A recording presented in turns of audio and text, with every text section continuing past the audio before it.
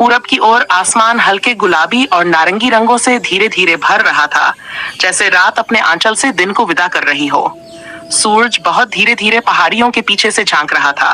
ठंडी हवा जंगल के पत्तों को सहलाते हुए सरसराने लगी थी। घास और पत्तों पर जमी ओस की बूंदें ऐसे चमक रही थीं, जैसे किसी ने जंगल पर मोतियों की चादर बिछा दी हो। इसी सन्नाटे और के बीच एक बहुत पुराना पीपल का पेड़ खड़ा था। उसकी जड़ें गहराई तक जमीन में समाई हुई थीं। उसी पीपल की सबसे ऊंची डाल पर एक छोटा सा घोंसला था। दिन को सूखी घास और पत्तों से बना वह घोंसला देखने में साधारण था, लेकिन उसमें बसने वालों के लिए वही पूरी दुनिया थी। उसी घोंसले में रहती थी एक नन्ही सी टुनटुनी चिड़िया। टुनटुनी बहुत छोटी थी, लेकिन उसकी आंखों में सपने बड़े थे। उसकी पतली सी आवाज में भी अजीब सी ताकत थी। जब वह चहकती तो लगता जैसे जंगल का सन्नाटा टूटकर मुस्कुरा उठा हो। टुनटुनी अपनी मां के साथ रहती थी। उसके पिता पिछले साल आई एक भयानक आंधी में बिछड़ गए थे। वह दिन मां टुनटुनी के दिल में आज भी कांटे की तरह चुभा हुआ था। आसमान अचानक काला पड़ गया था। हवाएं पागलों की तरह दौड़ रही थीं, पेड़ कराह रहे थे और पक्षी डर के मारे दिशा भूल गए थे। उसी आंधी में टुनटुनी के पिता उड़ते उड़ते कहीं खो गए और फिर कभी वापस नहीं आए। माँ टुनटुनी ने उस दिन बहुत रोया था, इतना कि आंसू सूख गए, लेकिन दर्द नहीं। फिर भी उन्होंने अपनी बेटी के सामने कभी खुद को टूटने नहीं दिया। हर सुबह माँ टुनटुनी सूरज से भी पहले जाग जाती। खाली पेट, ठंड से कांपते पंखों के साथ वह उठ जाती, कभी खेतों की ओर, कभी झाड़ियों में, कभी सूखी नदी के किनारे। कई बार उन्हें कुछ नहीं मिलता, कई बार खाली चोंच लौटना पड़ता। फिर भी वह मुस्कुराकर कहती, बेटा, जब इंसान टूटकर भी मेहनत करता है और धैर्य का दामन नहीं छोड़ता, तो उसकी खामोश कोशिशों को देखकर भगवान का दिल भी पिघल जाता है। टुनटुनी चुपचाप सब सुनती रहती। कभी कभी उसकी आंखें भर आती। वह अक्सर पूछती, माँ क्या पापा कभी लौटेंगे? माँ कुछ पल चुप रहती, आंखें आसमान की ओर उठती और गले में भरी आवाज के साथ कहती, बेटा पापा कहीं नहीं गए। वह हवा में है, धूप में है और तुम्हारी हर चहचहाहट में जिंदा है।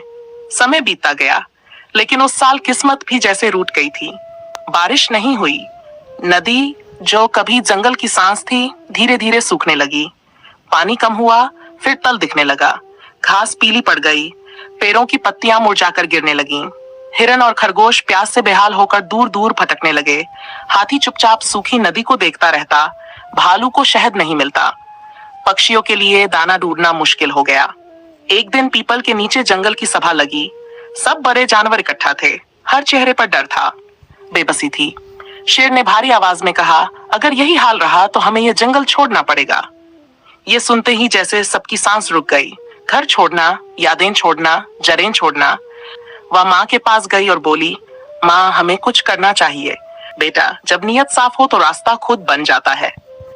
अगली सुबह वह पीपल की सबसे ऊंची डाल पर बैठी।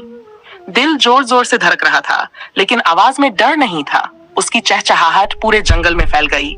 ये जंगल हमारा घर है। अगर हम साथ हों तो कुछ भी नामुमकिन नहीं। सब जानवर उसे देखने लगे। इतनी छोटी चिड़िया और इतनी बड़ी बात। हाथी बोला, तुम बहुत छोटी हो। टुनटुनी मुस्कुराई, आकार छोटा हो सकता है, लेकिन हौसला नहीं। उस दिन जंगल ने उसकी बात मान ली। दिन रात मेहनत शुरू हो गई।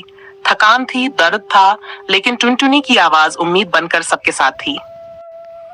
टुनटुनी की पुकार ने जंगल के मुर्दा पड़ते हौसलों में जान फूंक दी थी। अब किसी को हार मंजूर नहीं थी। उसने सबको एक पुरानी पहाड़ी की ओर ले जाने का फैसला किया, जिसके बारे में उसके पिता ने एक बार बताया था कि उस पहाड़ी के सीने में मीठे पानी का एक सोता छिपा है। बड़ा पत्थर खिसका और एक ठंडी फुहार सबके चेहरों पर पड़ी। पत्थरों के बीच से पानी की एक पतली धार फूट पड़ी थी।